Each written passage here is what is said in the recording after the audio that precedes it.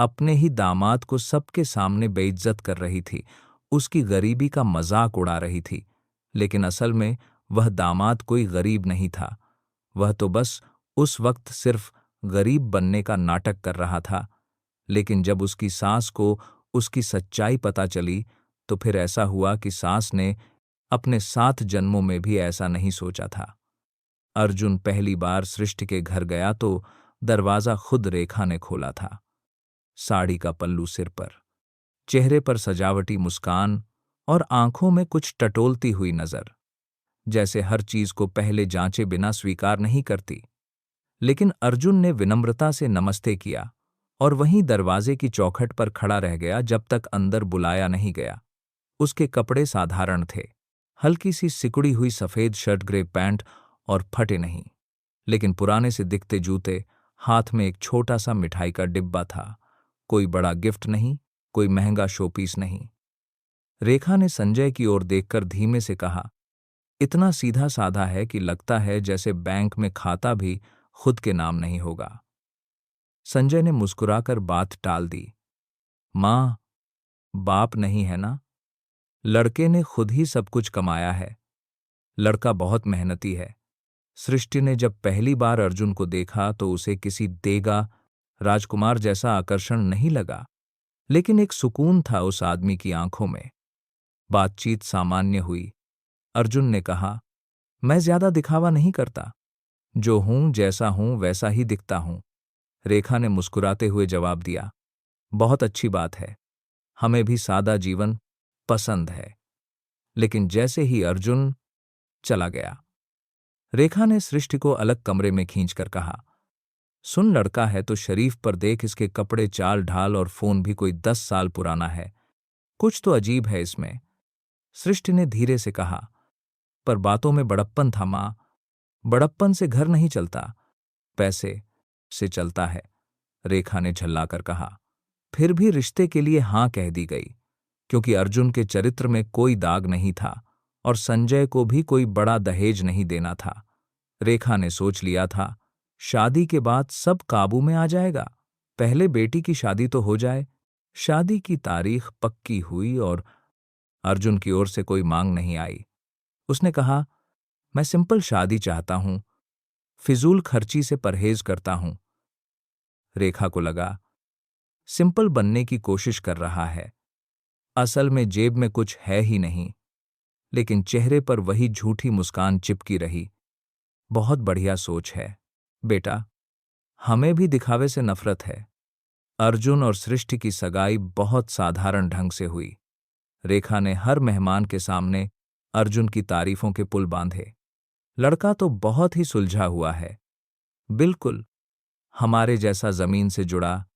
लेकिन घर में आते ही बोली, हमारी बेटी तो रानी है और यह एकदम भिखारी टाइप लगता है।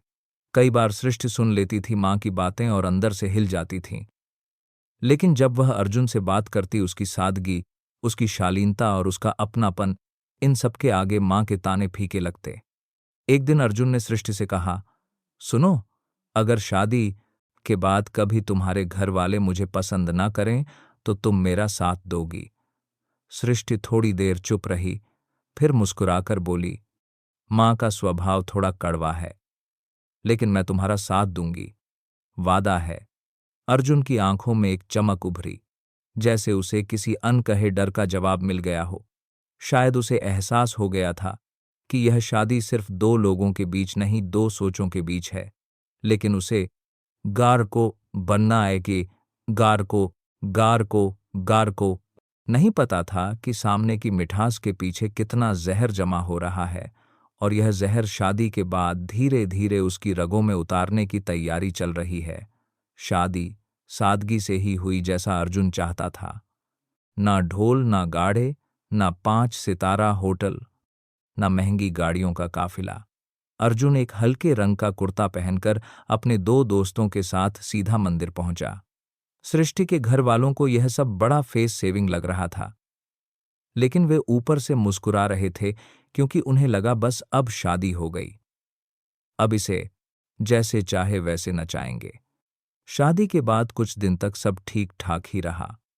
रेखा हर किसी के सामने दामाद की तारीफें करती। हमारे अर्जुन जी तो बहुत संस्कारी हैं, कम बोलते हैं पर बहुत अच्छे इंसान हैं। लेकिन यह सब सिर्फ मेहमानों के सामने था।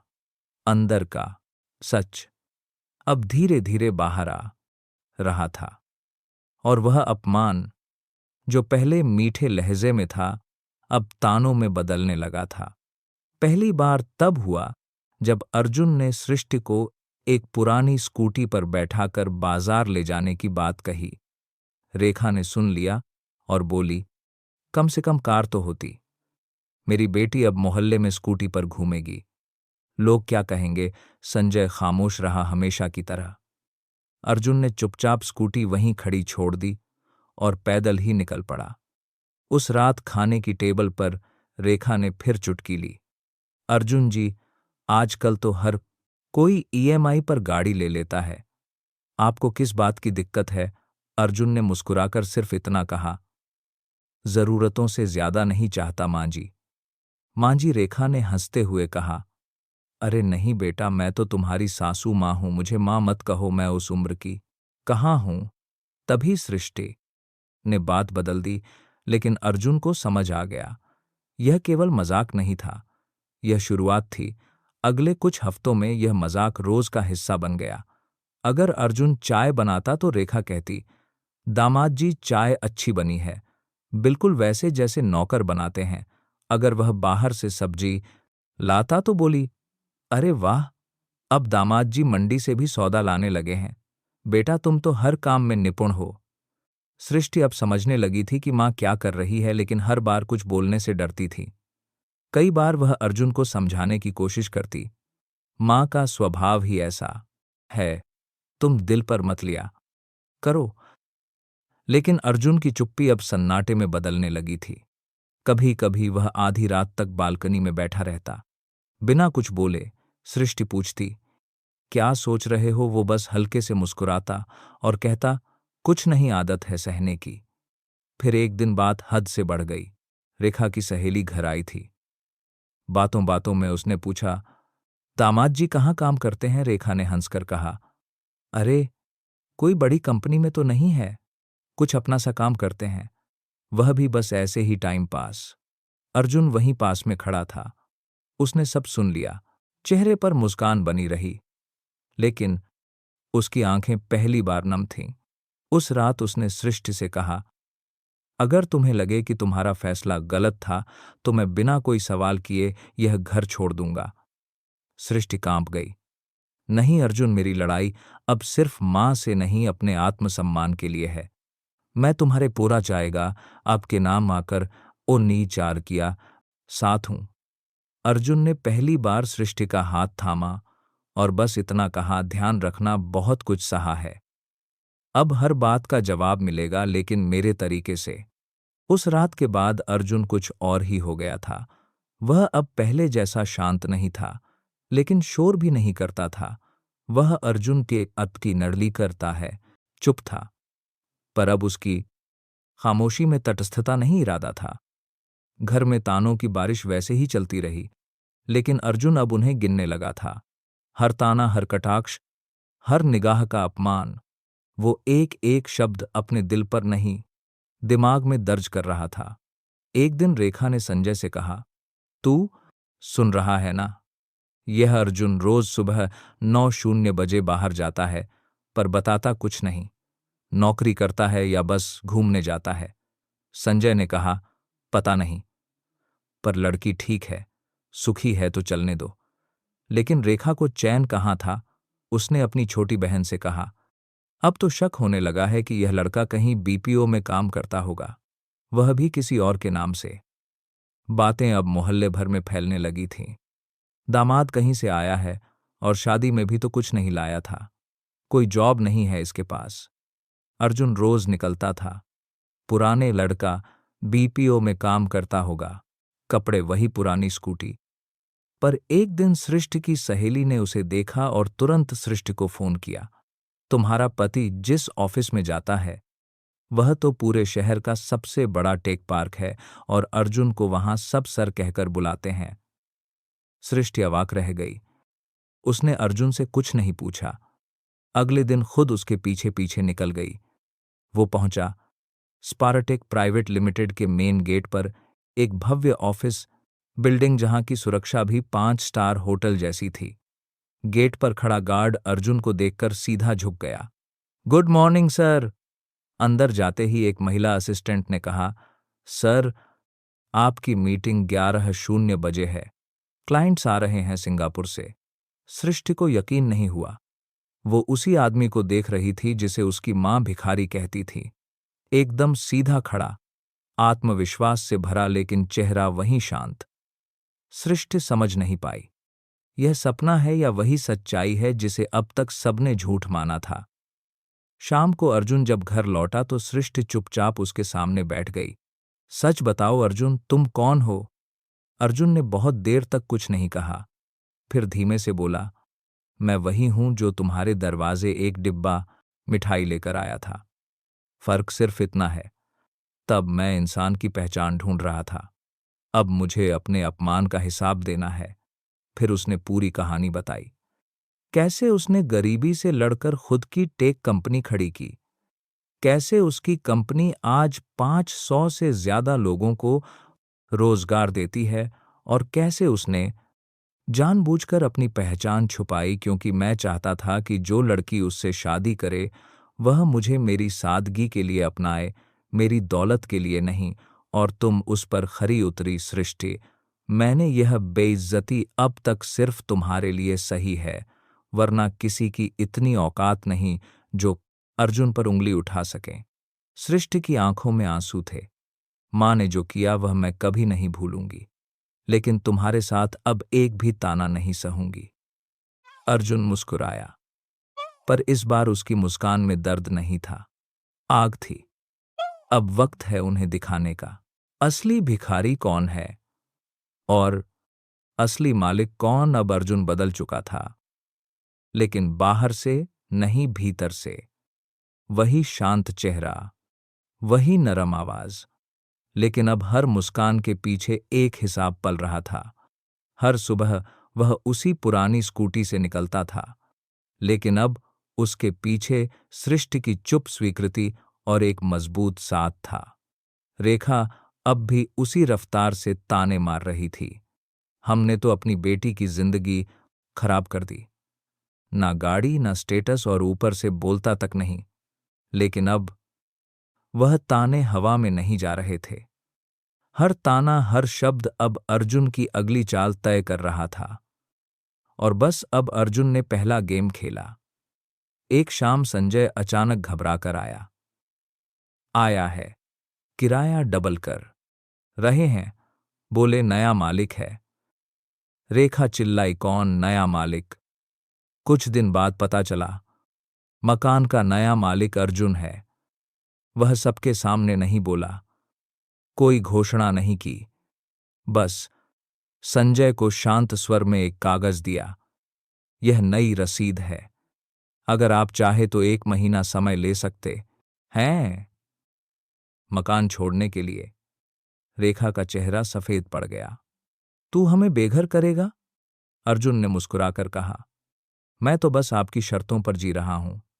मां जी, आपकी ही दुनिया में, आपकी ही भाषा में। उधर रेखा की बहन का बेटा रव्य स्पारटेक में नौकरी की कोशिश कर रहा था। इंटरव्यू वाले दिन रव्य को टेबल के उस पार अर्जुन दिखा। रव्य का रंग उड़ गया।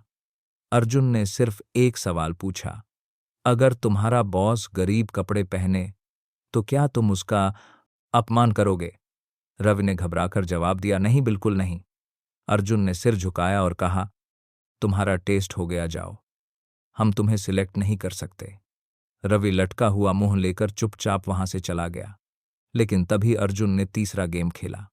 अर्जुन ने कंपनी की सालाना CSR मीटिंग एक लोकल टाउन हॉल में रखवाई। रेखा और संजय को भी आमंत्रण पर कंपनी की सालाना CSR मीटिंग भेजा, लेकिन एक आम आदमी की तरह VIP गेट से नहीं। वह खुद स्टेज पर नहीं गया, बस पीछे बैठा रहा। कंपनी का नाम बार बार बोला गया, स्पारटेक फाउंडेड बाय अर्जुन।